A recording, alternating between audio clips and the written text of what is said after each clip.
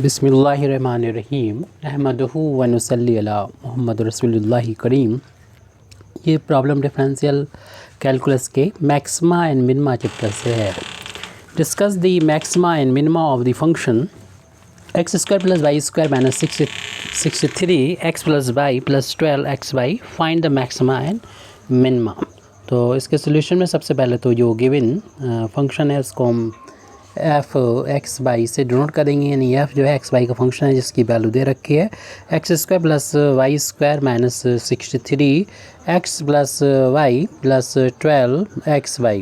इसके बाद हम इसको एक्स के रिस्पेक्ट में फंक्शन एफ को पार्शली डिफ्रेंशिएट करके del f over del x निकालेंगे, क्योंकि हमें मैक्सिमा मिनिमा फाइंड करना होता है। तब हम एक्स के रिस्पेक्ट में और वाई के रिस्पेक्ट में, दोनों के रिस्पेक्ट में पार्शियल डिफ्रेंशिएशन फाइंड करते हैं। तो इस फंक्शन को जो कि हमारे सामने लिखा हुआ है, इसको एक्स के रिस्पेक्ट में जब डिफ्रेंशिएशन करना है तो सबसे पहले इस टर्म का डिफ्रेंशिएशन करेंगे जो कि 2x हो जाएगा, और ये टर्म जो कि इसमें x नहीं है तो ये कांस्टेंट की तरह ट्रीट होगा, इसे 0 कर देंगे।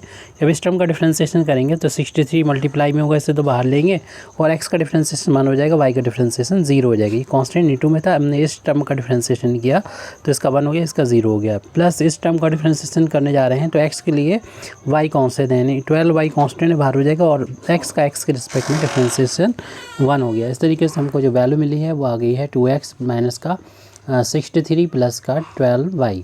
ये value del f over del x की वैल्यू हमको मिल गई है। इसी तरीके से हम del f over del y की वैल्यू भी फाइंड कर लेंगे। Del f over del y की वैल्यू फाइंड करना है तो डिफ्रेंशिएट करेंगे, एक्स स्क्वायर का डिफ्रेंशिएशन वाई के रिस्पेक्ट में 0 हो गया, और सेकंड टर्म जो वाई स्क्वायर है उसका डिफ्रेंशिएशन 2y हो जाएगा। माइनस का 63 कांस्टेंट बाहर ले लेंगे, और हमने एक्स प्लस वाई का डिफ्रेंशिएशन करना है तो एक्स का डिफ्रेंशिएशन तो 0 हो गया, क्योंकि हम वाई के रिस्पेक्ट में कर रहे हैं तो वाई का डिफ्रेंशिएशन 1 हो जाएगा। और लास्ट टर्म जो कि हमारा ये 12 एक्स वाई है तो इसका जब डिफ्रेंशिएशन वाई के रिस्पेक्ट में करेंगे तो वाई के लिए एक्स कांस्टेंट है, क्योंकि हम यहाँ पर पार्शियल डिफ्रेंशिएशन कर रहे हैं तो 12x कांस्टेंट बाहर हो जाएगा और वाई का वाई के रिस्पेक्ट में डिफ्रेंशिएशन बने। इस तरीके से del f over del y की वैल्यू हमको मिल गई है 2y माइनस 63 इंटू 163 हो जाएगा, प्लस का 12x इंटू 1 12x हो जाएगा। तो अब हमें ये दोनों वैल्यू तो मिल गई हैं। अब हम वैल्यू फाइंड कर सकते हैं आर की। आर मीन्स होता है 2 बार डिफ्रेंशिएशन एफ का विद रिस्पेक्ट टू एक्स। हम एक बार डिफ्रेंशिएशन तो फाइंड कर चुके हैं, यानी del f over del x की वैल्यू फाइंड कर चुके हैं। इसको दोबारा से एक्स के रिस्पेक्ट में डिफ्रेंशिएशन करेंगे तो del f over del x की वैल्यू जो है वो आई थी 2x माइनस 63 प्लस का 12y। तो आपको मालूम ही है कि x इस टर्म का जब डिफ्रेंशिएशन करेंगे तो 2 इंटू में बाहर ले लेंगे, x का x के रिस्पेक्ट में 1 हो जाएगा, और x के लिए y कांस्टेंट होता है तो इसका डिफ्रेंशिएशन 0 है। इसी तरीके से ये x के लिए y कांस्टेंट होता है, इस टर्म का डिफ्रेंशिएशन 0 हो जाएगी, तो कांस्टेंट था इसका डिफ्रेंशिएशन 0 हो गया था। ओनली 2 इंटू 1 यानी 2 के बराबर r की वैल्यू मिल गई, जो कि कांस्टेंट है, यानी डिपेंड नहीं कर रही, वैल्यू एक्स वाई पर नहीं डिपेंड कर रही है। आर के बाद हम यहाँ पर टी की वैल्यू फाइंड करेंगे जो कि होती है del 2f over del y square होती है, जो कि हम फाइंड कर सकते हैं। इस del f over del y जो भी फाइंड किया तो उसको वाई के रिस्पेक्ट में पार्शियली दोबारा से डिफ्रेंशिएशन कर देंगे। ये वैल्यू भी ऊपर फाइंड की थी जो कि 2y माइनस 63 प्लस 12x आई, उसको y के रिस्पेक्ट में डिफ्रेंशिएशन करेंगे। तो इस टर्म का जब डिफ्रेंशिएशन करेंगे तो 2 इंटू वाई का डिफ्रेंशिएशन तो 1 हो जाएगा, और बाकी तो y के लिए x कांस्टेंट है और ये टर्म तो कांस्टेंट है ही, तो इसका डिफ्रेंशिएशन जो होगा वो 0 के बराबर हो जाएगा। तो इस तरीके से ये दोनों टर्म 0 हो गए। ओनली 2t की वैल्यू आ गई, ये भी कांस्टेंट वैल्यू आई है यहाँ पर। तो अब यहाँ पर हम लोग ये कर सकते हैं कि s की वैल्यू और फाइंड करें, जो कि del 2f over del x del y हुआ करती है। तो डेल इसको हम ऐसे फाइंड कर सकते हैं, del f over del y पहले फाइंड जो किया है इसको दोबारा से एक्स के रिस्पेक्ट में डिफ्रेंशिएशन कर देंगे। तो del f over del y की वैल्यू हमने ऊपर अभी ही लिखी थी जो कि 2y माइनस 63 प्लस का 12x है, और इसको टर्म बाई टर्म डिफ्रेंशिएशन करेंगे। 3 टर्म है तो x के लिए y कांस्टेंट है तो फर्स्ट टर्म का डिफ्रेंशिएशन तो 0 हो जाएगा, कांस्टेंट का डिफ्रेंशिएशन 0 होता है, और 12 कांस्टेंट इंटू में जब बाहर ले लेंगे और x के रिस्पेक्ट में डिफ्रेंशिएशन 1, तो इसकी वैल्यू भी कांस्टेंट 12 आ गई है इसकी वैल्यू।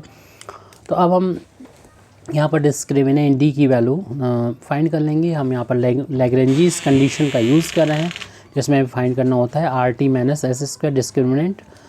तो ये वैल्यू जो है आर की वैल्यू 2 के इक्वल है और टी की वैल्यू 2 है, और एस की वैल्यू जो है वो 12 है, 12 का स्क्वायर करेंगे तो डी की वैल्यू हमें 4 माइनस का इसका स्क्वायर 112 का स्क्वायर 144 होता है, यानी ये माइनस का 140 मिलेगी। यानी ये इस बात पर डिपेंड नहीं कर रहा है कि एक्स वाई की वैल्यू क्या होगी, यानी कौन सा वो पॉइंट होगा जिस पर फंक्शन मैक्सिमा और मिनिमा होगा।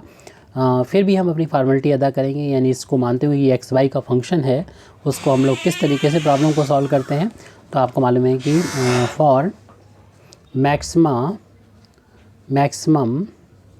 और मिनिमम, मिनिमम के लिए आपको मालूम है क्या करना होता है। जो फर्स्ट डेरिवेटिव होता है, यानी f के जो फर्स्ट डेरिवेटिव है, क्योंकि x का भी फंक्शन है y का भी फंक्शन है, तो दोनों डेरिवेटिव जो होगा 0 के बराबर पुट कर दिए। तो इसकी वैल्यू जो भी हमको मिली थी वो पुट कर देते हैं। Del f over del x की वैल्यू है 2x माइनस का 63 प्लस का 12y इज इक्वल टू 0।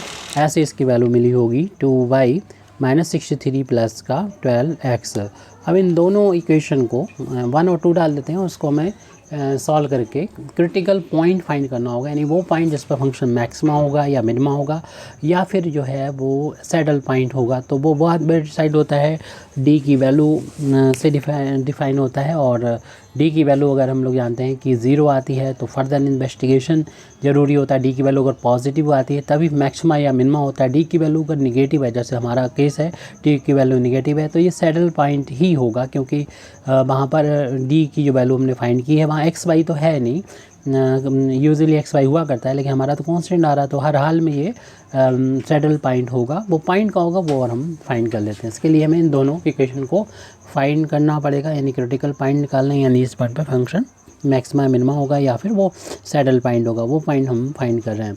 तो उसके लिए दोनों इक्वेशन को सॉल्व करने के लिए आप किसी भी मेथड का यूज़ कर सकते हैं। तो एलिमिनेशन मेथड का यूज़ करते हैं। चलिए हम इस इक्वेशन थोड़ा सा और बढ़ा देते हैं, यानी कांस्टेंट को राइट हैंड साइड में पहुंचा देते हैं। तो हमारा वेरिएबल 2x प्लस का 12y इज इक्वल टू 63, इसको इक्वेशन नंबर 1 डाल देते हैं नेक्स्ट स्टेप में। ऐसे इसमें 63 को उधर ले जाएंगे, तो 2y प्लस का, ऐसा करते हैं 12x को पहले लिख देते हैं, 12x और प्लस का 2y और 63 को राइट हैंड साइड में ले लेते हैं। इसे इक्वेशन नंबर 2 डाल देंगे। एक्स वाई की वैल्यू फाइंड करना है, तो अगर हम चाहते हैं कि x की वैल्यू मिल जाए तो y के कोफिशिएंट को इक्वेट कर देंगे। यहाँ पर 12y है तो इसको भी 12y बनाने के लिए इस इक्वेशन नंबर 2 में हम 6 से मल्टीप्लाई कर देंगे। तो equation number 2 multiplied by 6 we get new equation. तो यहाँ पर जब 6 से मल्टीप्लाई करेंगे तो 72x मिल जाएगा और ये 12y बन जाएगा। यहाँ पर भी हम 6 से मल्टीप्लाई करेंगे, 6 3 जा 18 और 6 जा 36 और ये 1 कैरी वाला 37 हो जाएगी। इसे न्यू इक्वेशन डाल दी, जो इक्वेशन नंबर 2 में 6 से मल्टीप्लाई करने पे मिला है। इसको इक्वेशन नंबर 1 इसमें से माइनस कर देंगे। इससे ये फ़ायदा मिलेगा हमको कि जब हम माइनस कर रहे हैं तो y वाले जो है टर्म वो कैंसिल हो जाएंगे, सिर्फ x वाला ही बचेगा, यानी 70x मिलेगा। और इसमें से माइनस कर दीजिए, ये मिला 5, इसमें से माइनस करेंगे 1, ये इतना आ जाएगा। जो भी वैल्यू है x की आ जाएगी 315/70, और इसको हम कैंसिल भी कर सकते हैं।